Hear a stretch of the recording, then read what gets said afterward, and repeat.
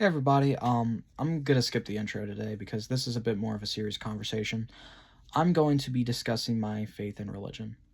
And I discussed it briefly in the last short I did, but I am wanting to deepen my faith into Christianity in a way that best works for me, and posting videos about it really seems to be working for me.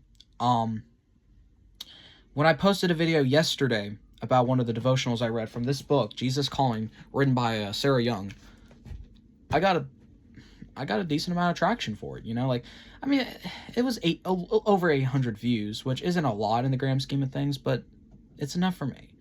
It's enough for me to be like, there is an audience out there who enjoys this video, or not, who knows, and I want to see where this goes. And so this video is a part of that, is me trying to deepen my faith and religion, but it's also to open up more on why I want to go further down my path. And I think it's important to start by around February of last year, 2025. Rumors were spreading about me of me sexually harassing a fellow student. More specifically, that there was a video phone call that took place and that I forced them to do sexual things with me over that call.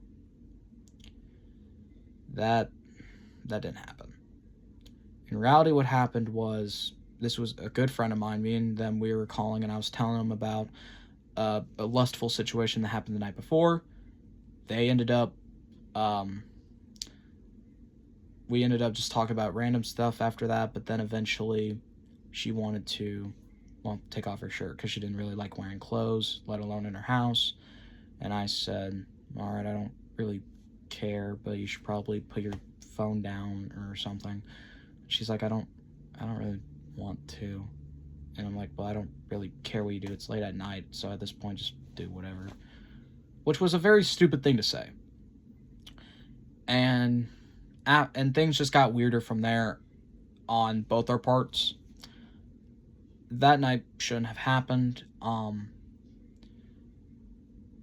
not gonna act like, I was not in the wrong.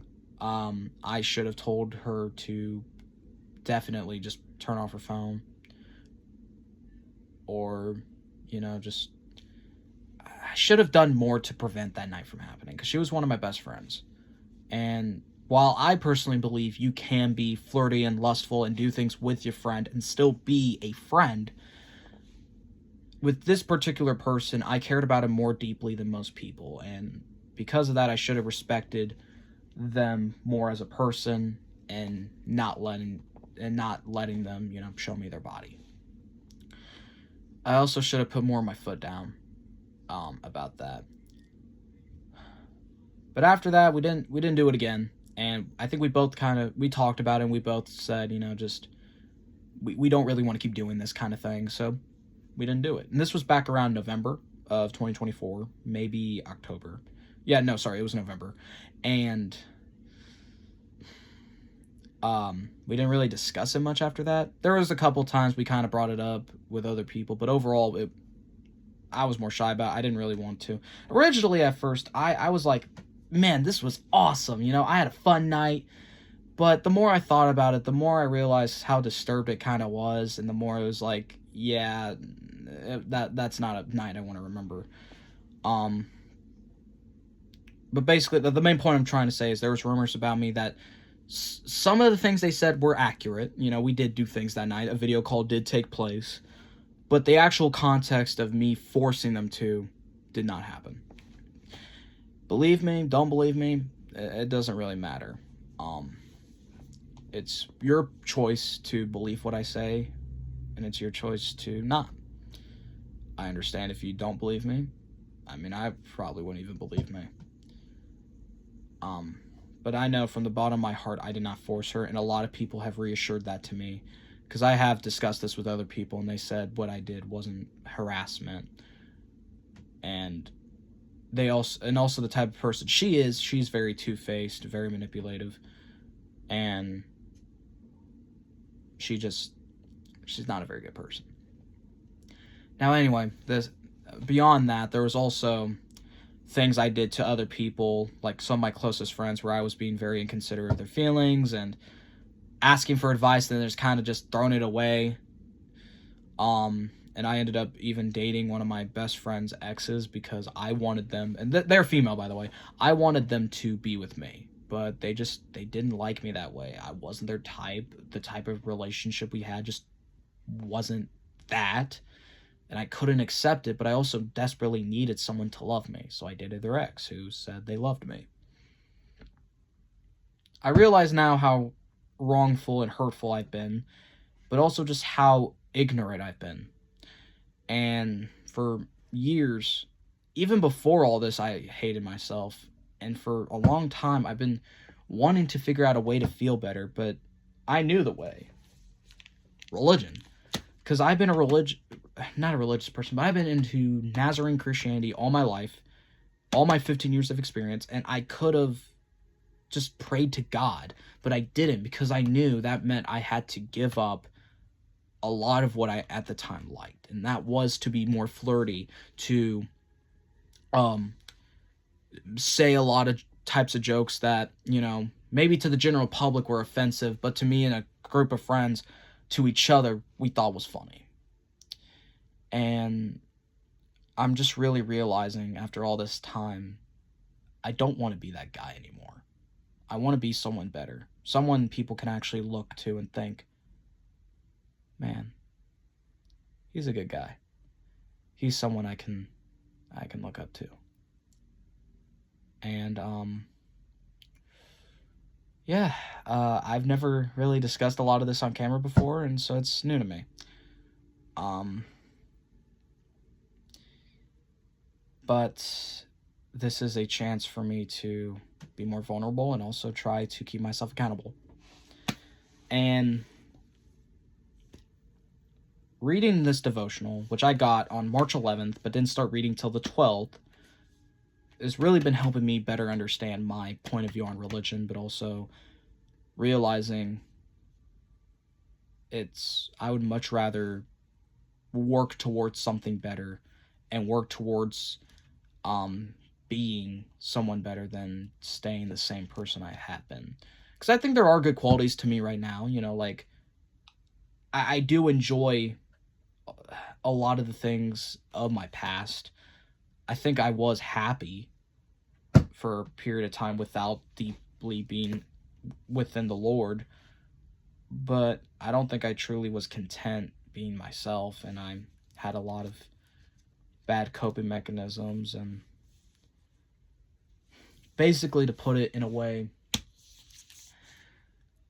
I could be happy, but I wasn't satisfied. I felt something felt missing. But then one night, or last week, I prayed. For the first time in my life, I truly, from the bottom of my heart, prayed and meant it. And ever since, I just felt gradually better. And I think that was the Lord finally, I could finally feel myself truly trying to connect. Because normally when I pray, I'm like, just, dear God, I know what I did is wrong. I can't promise you I won't change, but I'll try. This time I was like, dear Lord, please, I want to change. I am willing to go the distance. I know I will mess up, but I am going to try my best to follow your path. I promise. And ever since then, I just felt better, and I could tell the Lord has actually been there for me and is putting his hand on my shoulder, or is trying to tell me to keep going down this path. And again, I've never really been too much of a religious person, but I'm truly starting to believe there is a God. I am truly starting to believe in everything the Bible is saying.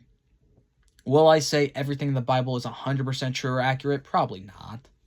Because let's be honest, a lot of the stories in the Bible are just beyond our belief, or may not be fully factual. Because Genesis with Adam and Eve, that's never been truly proven right.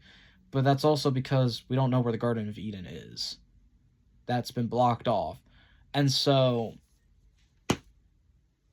something my associate pastor said to me that I think makes sense is that a lot of the Old Testament stories, the ones that were written by Moses, they are based on true events, but are written in a way that are more like stories.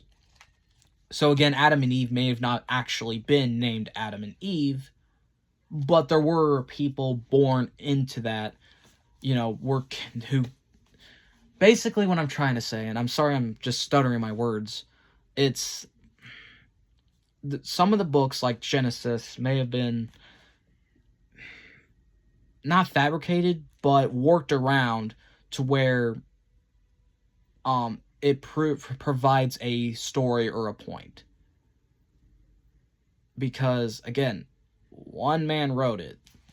Or, I guess it was a mixture of a couple of men. But at the end of the day, they can't write exactly what God is saying. They can't say, well, this person did that.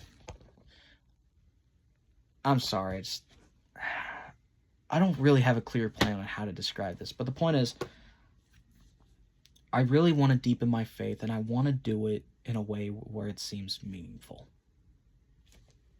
And this is step one of the journey. Thank you for listening to me and my ramblings, as I am finding it hard to discuss how to communicate my struggles and my problems and my past. Because again, this is the first time I ever addressed part of the rumors, and this is the first time that I've really dived into my religion deeply on this channel, and I'm scared of the outcome. But I'm also understanding that I know my truth. You don't have to believe me, but it'd mean the world to me if you did. Thank you so much for watching, and I'll be posting a second video reading March 17th's devotional, because this one is just more about my ramblings and me wanting to deepen my faith. Thank you for watching, and I'll see you guys in the next one. And I love you.